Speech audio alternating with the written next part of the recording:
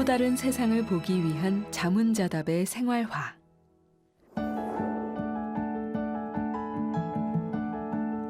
거울은 겉모습과 내면을 동시에 들여다볼 수 있는 창구입니다.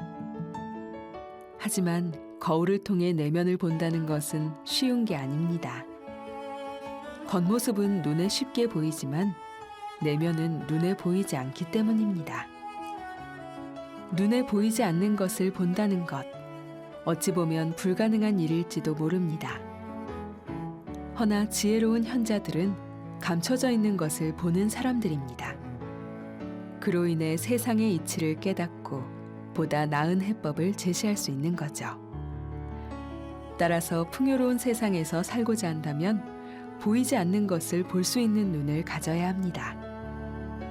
그 방법은 끊임없는 자문자답을 통해 생각을 키워나가는 겁니다. 그래야 지금까지 알지 못했던 새로운 세상을 보게 됩니다. 또 다른 세상이 열린다는 뜻이니 삶이 훨씬 다채롭고 풍요로워지는 거죠. 물론 이는 하루아침에 되는 게 아닙니다. 나 역시 속세를 떠나 살고 있지만 세상 너머 존재하는 또 다른 세상을 볼 수 있는 데까지 참으로 오랜 시간이 걸렸습니다.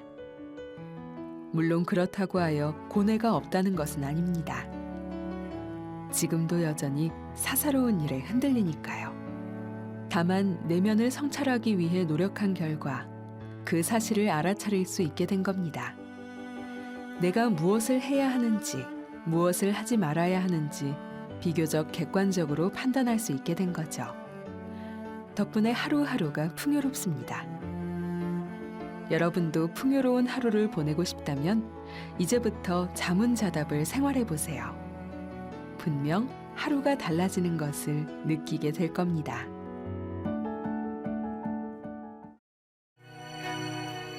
실수는 실천의 또 다른 방법.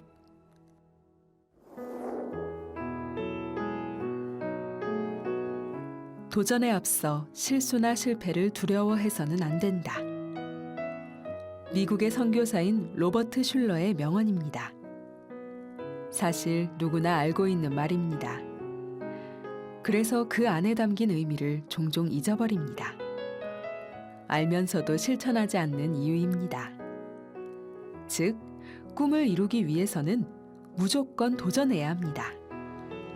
뿐만 아니라 자기 자신에게 관대해져야 합니다. 실수나 실패가 자연스러운 과정이라는 것을 받아들이는 겁니다. 그래야 실패가 두려워 도전조차 하지 못하는 어리석음을 범하지 않을 테니까요. 완벽해야 한다는 강박에서 벗어나야 한다는 뜻입니다. 완벽을 추구하는 것은 좋지만 정도가 지나치면 오히려 제 실력을 발휘하지 못하기 때문입니다.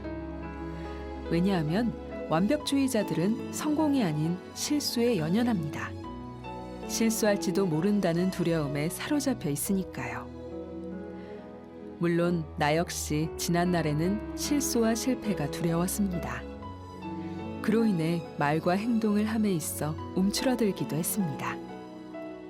실수하면 비난이 따르기 마련인데 그게 싫었던 겁니다.